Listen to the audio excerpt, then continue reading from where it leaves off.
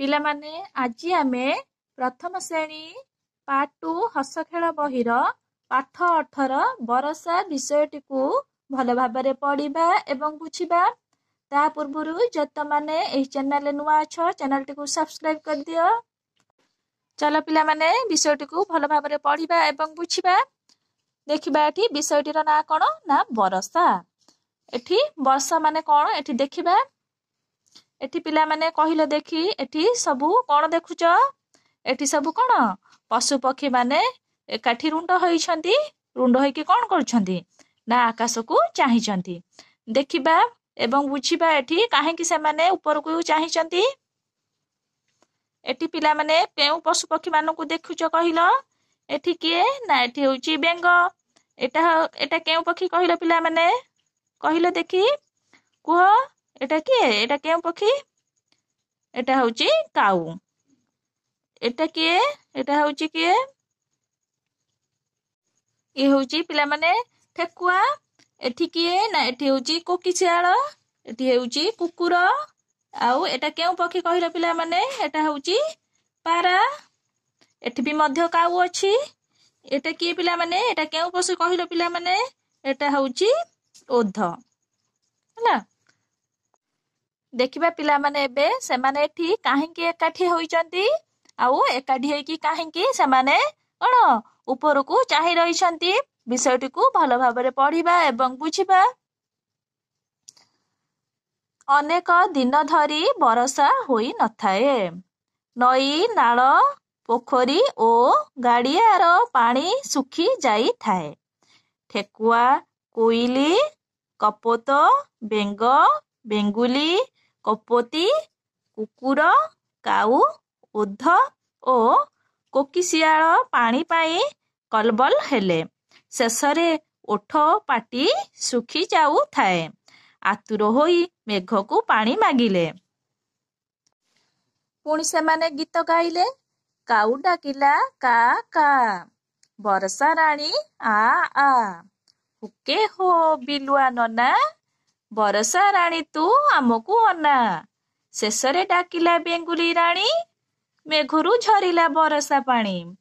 ପିଲାମାନେ ଏବେ ଆମେ ବୁଝିବା ସେମାନେ ପିଲାମାନେ କାହିଁକି ବର୍ଷା ରାଣୀକୁ ଡାକୁଛନ୍ତି। ଏବେ ଆମେ ବୁଝିବା। ଅନେକ ଦିନ ଧରି ବର୍ଷା ହୋଇ ନଥାଏ। ନଈ ନାଳ ପୋଖରୀ ଓ ଗାଡ଼ିଆର ପାଣି ଶୁଖି ଯାଇଥାଏ। ପିଲାମାନେ କହିଲେ ଦେଖି ଅନେକ ଦିନ ଧରି ଯଦି ବର୍ଷା ନ ହୁଏ ତେବେ କଣ ହୁଏ ନା ନଈ ନାଳ ପୋଖରୀ ଓ ଗଡ଼ିଆର ପାଣି ସବୁ କଣ ହୋଇଥାଏ ଶୁଖି ଯାଇଥାଏ। ତମାନେ ଗାଁରେ ସବୁ ଦେଖିଥିବ। ଆଉ କଣ ହୋଇଥାଏ ନା ବର୍ଷା ନହେଲେ କଣ ହୁଏ ଆମେ ଫସଲ ମଧ୍ୟ କରିପାରୁ ନଥାଉ। ଠେକୁଆ କୋଇଲି କପୋତ ବେଙ୍ଗ ବେଙ୍ଗୁଲି କପୋତୀ କୁକୁର କାଉ ଓଧ ଓ କୋକିଶିଆଳ ପାଣି ପାଇଁ କଲବଲ ହେଲେ। ବର୍ଷା ନ ହବାରୁ ବହୁତ ଦିନ ଧରି ନଈ ନାଳ ପୋଖରୀ ଗାଡ଼ିଆର ପାଣି ସବୁ ଶୁଖି ଯାଇଥାଏ। ଶୁଖି ଯିବାରୁ କଣ ହେଲା ନା ଠେକୁଆ କୋଇଲି କପୋତ ବେଙ୍ଗ ବେଙ୍ଗୁଲି ଆଉ କଣ ନା କୁପୋତୀ କୁକୁର କାଉ ଓଧ କୋକିଶିଆଳ ମାନେ ପାଣି ପାଇଁ କଲବଲ ହେଲେ। ସେମାନେ ପାଣି ନ ପାଇବାରୁ କଣ ହେଲେ ନା ବିକଳ ହୋଇ ବର୍ଷା ରାଣୀକୁ ଡାକିଲେ। ଶେଷରେ ଓଠ ପାଟି ଶୁଖି ଯାଉଥାଏ। ଆତୁର ହୋଇ ମେଘକୁ ପାଣି ମାଗିଲେ। ସେମାନେ ପାଣି ନ ପିଇବାରୁ କଣ ହେଲା ନା ସେମାନଙ୍କର ଓଠ ଆଉ ପାଟି ଶୁଖି ଯାଉଥାଏ। ଆଉ ଆତୁର ହୋଇ ସେମାନେ ମେଘକୁ ପାଣି ମାଗିଲେ। ସେମାନେ ତ ମଣିଷଙ୍କୁ କଣ ମାଗି ପାରିବେ ନାହିଁ। ସେମାନଙ୍କର ପାଟି ଖୋଲି ନଥାଏ।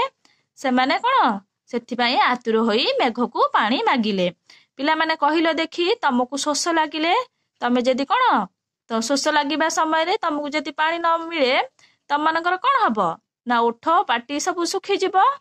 ତମମାନେ ଘରେ ତମକୁ ଶୋଷ ଲାଗିଲେ କଣ କର ନା ତମ ମାଙ୍କୁ ପାଣି ମାଗିଥାଅ। ଆଉ ଭୋକ ଲାଗିଲେ ମାଙ୍କୁ ଖାଇବା ମାଗ କି ନାହିଁ। ସେହିପରି ସେମାନେ କଣ କଲେ ନା ସେମାନଙ୍କର ଯେହେତୁ କଣ ସେମାନେ ଆମ ପରି କଥା କହିପାରନ୍ତିନି। ସେମାନେ କଣ କଲେ ନା ଯେମିତି ତାକୁ ଶୋଷ ଲାଗିଛି ସେମାନଙ୍କୁ ସେମାନେ କଣ କଲେ ନା ଆତୁର ହୋଇ କଣ ମେଘକୁ ପାଣି ମାଗିଲେ। ଏଠି ଦେଖ ପିଲାମାନେ ସେମାନେ କେମିତି ସମସ୍ତେ ଏକାଠି ହୋଇଛନ୍ତି। ଆଉ ଏକାଠି ହୋଇ ଆକାଶକୁ ଚାହିଁଛନ୍ତି। ଆକାଶକୁ ଚାହିଁ ସେମାନେ କଣ ଆତୁର ହୋଇ ମେଘକୁ ପାଣି ମାଗିଛନ୍ତି। ପୁଣି ସେମାନେ ପିଲାମାନେ ଏକାଠି ହୋଇ କ'ଣ କଲେ ନା ଗୀତ ଗାଇଲେ। କାଉ ଡାକିଲା କା କା, ବର୍ଷା ରାଣୀ ଆ ଆ। କାଉ କେମିତି ଡାକେ ପିଲାମାନେ କହିଲ ଦେଖି? କାଉ ମାନେ କେମିତି ବୋବାନ୍ତି ଚାଳରେ ବସିକି? ତମାନେ ଦେଖିଥିବ ଗାଁରେ କେମିତି ବୋବାଏ ନା କା କା। କାଉ ଏଠି କା କା କହିକି ବର୍ଷା ରାଣୀକି ଡାକୁଛି। ହୁକେ ହୋ ବିଲୁଆ ନନା, ବର୍ଷା ରାଣୀ ତୁ ଆମକୁ ଅନା। ବିଲୁଆ ନନା ସନ୍ଧ୍ୟା ବେଳେ କେମିତି ବୋବାଏ ପିଲାମାନେ କହିଲେ ଦେଖି?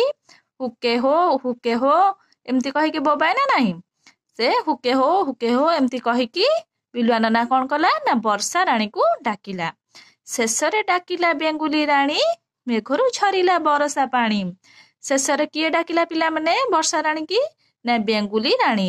ଶେଷରେ ବେଙ୍ଗୁଲି ରାଣୀର ଡାକ ଶୁଣିକି କ'ଣ ହେଲା ନା ମେଘରୁ ଝରିଲା ବର୍ଷା ପାଣି। ଲାଷ୍ଟକୁ କ'ଣ ହେଲା ନା ମେଘରୁ ବର୍ଷା ପାଣି ଝରିଲା। ପିଲାମାନେ ଏଇଠି ଦେଖ ବର୍ଷା ହେଉଛି କି ନାଇଁ? ବର୍ଷା ହେଲା ପରେ କ'ଣ ହେଇଛି ନା ଏଠି ସମସ୍ତେ ଖୁସିରେ କ'ଣ ନାଚୁଛନ୍ତି। ଏଠି କୁକୁର, ଆଉ ଏଠି କିଏ ବେଙ୍ଗୁଲି ରାଣୀ, ଆଉ ଏଠି କିଏ ଠେକୁଆ, ଏମାନେ ସବୁ କ'ଣ ଏଠି କାଉ, ଏମାନେ ସବୁ ଖୁସିରେ କ'ଣ କରୁଛନ୍ତି ନା ଏଠି ନାଚୁଛନ୍ତି। ଏଠି ବର୍ଷା ହେବାରୁ ଗଡ଼ିଆ ପୋଖରୀ କ'ଣ ସବୁ ଏଠି କ'ଣ ଜଳରେ ସବୁ ପୂର୍ଣ୍ଣ ହେଇଗଲା।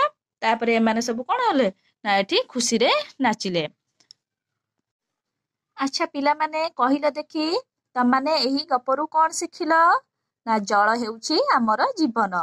ଜଳ ବିନା ଆମେ କେହି ବି ବଞ୍ଚିପାରିବା ନାହିଁ। ମଣିଷ ହେଉ କିମ୍ବା ପଶୁ ହେଉ କିମ୍ବା ପକ୍ଷୀ ହେଉ, ଜଳ ବିନା ଆମେ କେହି ବି ବଞ୍ଚିପାରିବା ନାହିଁ। ଯଦି କୌଣସି ପଶୁ କିମ୍ବା ପକ୍ଷୀ ଆସି ତମ ଘର ଆଗରେ ଠିଆ ହୁଅନ୍ତି, ତମାନେ ପିଲାମାନେ କହିଲ ଦେଖି କ'ଣ କରିବ ପ୍ରଥମେ? ନା ତମାନେ ସେମାନଙ୍କୁ କ'ଣ କରିବ ନା କିଛି ଖାଇବା ଜିନିଷ ଦବ।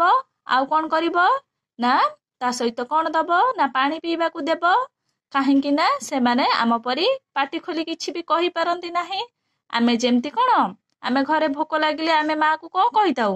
ମା ଆମକୁ ଭୋକ ଲାଗିଲାଣି ଖାଇବାକୁ ଦିଅ, ଶୋଷ ଲାଗିଲାଣି କ'ଣ ପାଣି ପିଇବାକୁ ଦିଅ।